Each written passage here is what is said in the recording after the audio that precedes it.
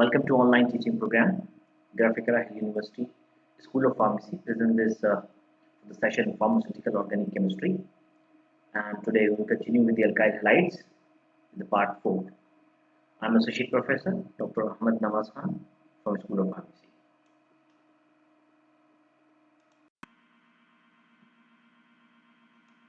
In the previous class, part 3, we have discussed the chemical properties of alkyl halides, and we discussed three types of reactions: nucleophilic substitution reaction, elimination reaction, and reaction with metal, in which the organometallic compound forms.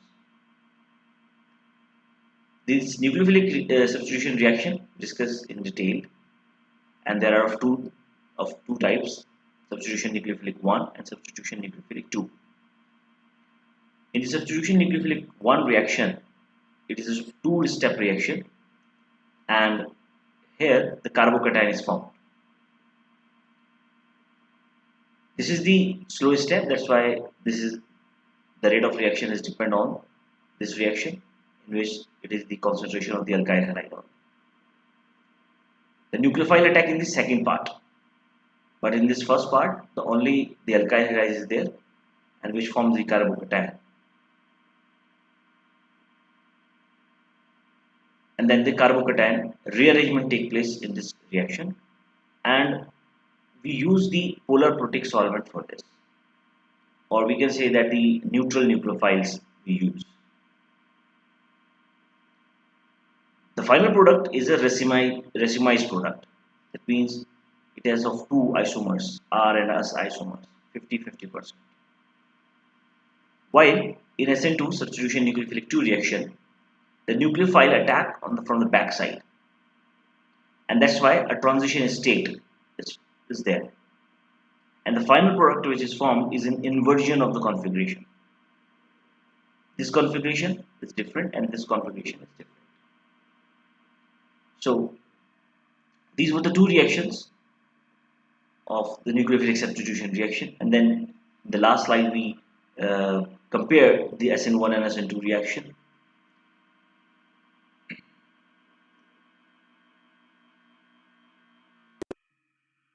What are the factors which are affecting the nucleophilic substitution reaction? The first factor which is affecting the nucleophilic substitution reaction is nature and size of alkyl group, strength of the nucleophile or the nature of the nucleophile, nature of halogen, means which is the leaving group, and nature of the solvent used.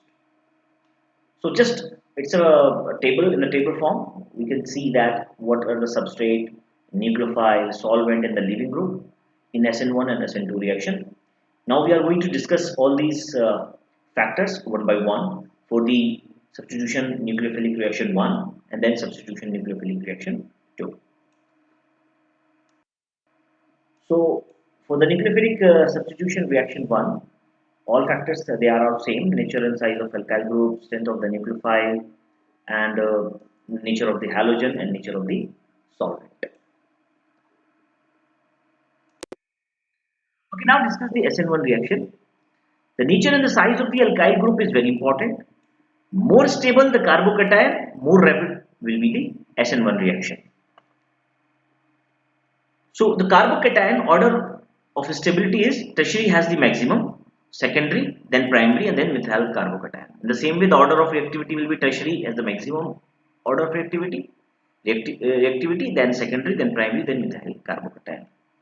Now, a very important thing is that the steric effect or the electronic factors play a very important role in the mechanism. And what is this steric effect? See this molecule. It is a steric bulk of 3 alkyl substituent, and which make this carbon very difficult to be attacked by the nucleophile. So basically, that's why this molecule undergo the SN1 mechanism. It cannot go under the SN2 mechanism. So what happening, because here why it will go under the SN1 mechanism, because in the SN1 mechanism the carbocation is formed, and this carbocation form is of the planar carbocation. See the structure, carbocation is this planar structure. So the nucleophile can attack very easily to this carbocation, which is basically the electrophile here. So that is the inductive effect stabilizes the carbocation. That's why this attack by the nucleophile happens in this planar carbocation.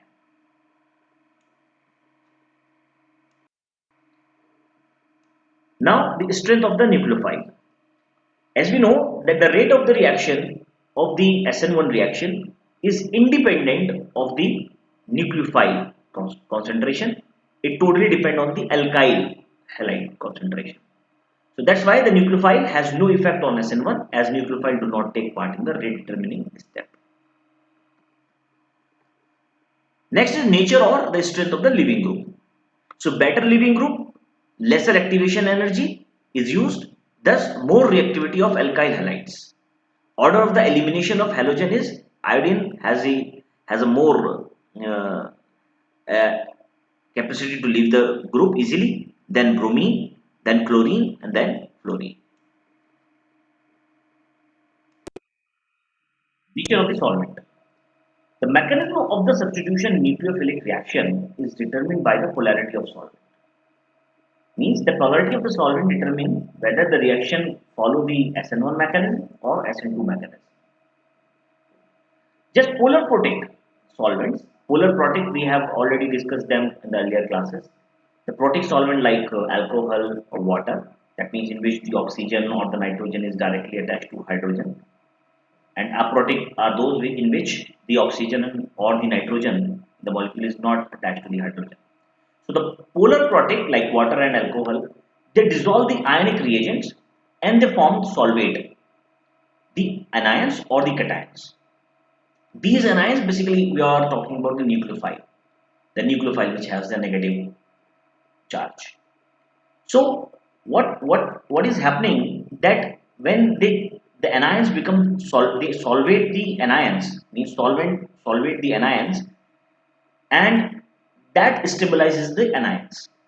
Stabilization of ion make it less nucleophilic, and when it is become less nucleophilic, that means it cannot go through the SN2. That's why the polar solvent or polar protic solvent, they favor the SN1 reaction. Now the polar protic solvent is also a non-basic nucleophile. That means non-basic nucleophiles are basically the Lewis bases, but there are some nucleophiles which are non-basic in nature, just like diisopropylethylamine, lithium diisopropylamine, etc. So what actually they do? These non-basic nucleophile, or we can say the polar protic solvent, which are also non-basic nucleophile, they solvate the nucleophile by hydrogen bonding. But it also doesn't matter for the SN1 reaction, because in SN1 reaction, the rate of reaction is not dependent on the nucleophile, the main nucleophile. So that's why these polar protic solvent, which are also non-basic nucleophile, they favor the SN1 rather than SN2 mechanism. Now, factor affecting SN2 reactions. Again, the four factors: nature and size of the alkyl group, strength of the nucleophile or the nature of the nucleophile, and nature of the halogen, and nature of the last is nature of the solvent.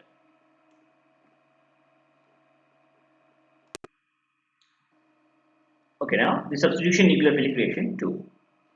First, the nature and the size of the alkyl group.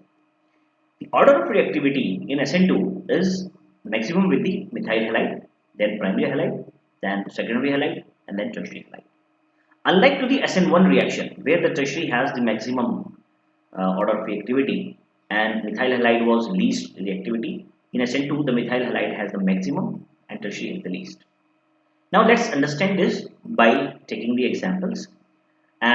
But the role played by two factors here are the electronic and the steric factors, which affect the rate at which the alkyl halide undergo the SN2 reaction. So we are taking example of the primary halide, secondary, and then tertiary, and we will see that how the inductive effect is, what the inductive effect is doing here. So we all, as you might aware about what is inductive effect. Basically, it is the permanent displacement of shared electron of a covalent bond. in a carbon chain, right? When the polar group is attached to the end of chain, so it causes the inductive effect, right? So here the primary halide, secondary halide, and tertiary halide. See that there are in the primary there is a one methyl group over here attached to the center carbon, and here there are two and there are three. Now in inductive effect, as per the definition, that means this methyl group is electron donating group, and when it is donating the electron to this carbon which is already a carbon positive, that means the electrophilic nature of the carbon is becoming less. Here there are two methyl groups, they are electron donating groups. That means here the electrophilic nature of this carbon becoming more or less. And here there are three, that means they are giving the inductive effect to this carbon. That means the electrophilic nature here is least. So if there is the least, that means the nucleophilic will not attack to this carbon compared to more likely than the secondary, and will not attack to the secondary more likely than the primary halide. So that's why the primary halides, they are more prone to the attack by the nucleophile because of this inductive. Now the steric effect. So as methyl group is more bulky than the hydrogen groups, so that's why this bulky group compared to the hydrogen atom, it is making a shield against any incoming nucleophile, which is the incoming nucleophile. It is making a shield, right? So in primary, because there is a single or only one methyl group, here in secondary there are two methyl groups, and in tertiary there are three methyl groups, which cause the inaccessibility to the nucleophile. That's why again the order of reactivity will be the primary has a maximum, then secondary, and then tertiary.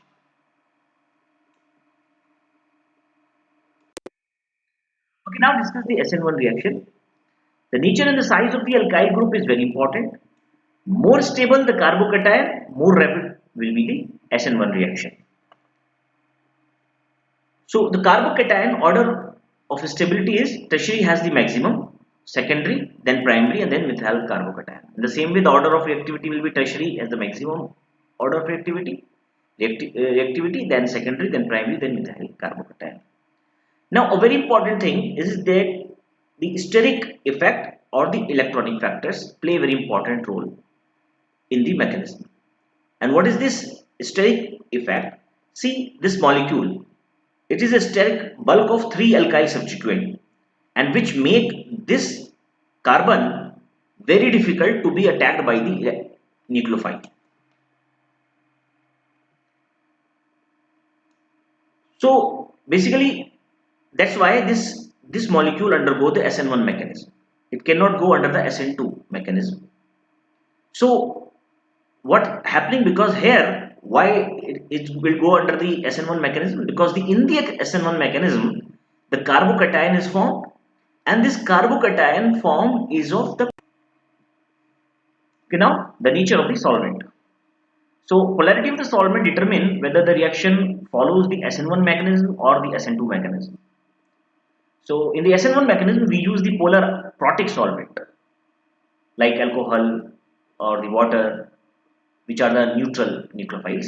In SN2 we use the polar aprotic solvent, and these aprotic solvent, they have high dipole moment, but they do not have any OH and the NH group. Just like dimethyl formamide, also known as DMF, or acetonitrile. Basically, these solvents are polar enough to dissolve the ionic reagent, which are required for the nucleophilic substitution, and they do so by solvating the metal cation rather than the anions. In SN1, the anion get solvated. In SN2, the cation gets solvated. So anion are solvated by hydrogen bonding, right? But here there is aprotic solvent we are using, so no hydrogen bonding is forming, so anion will not get solvated. So that's why the solvent which are polar enough to dissolve the ionic reagent required for nucleophilic substitution, they do so by solvating the metal cation rather than the anions. So the SN2 reaction is supported by the polar aprotic solvent.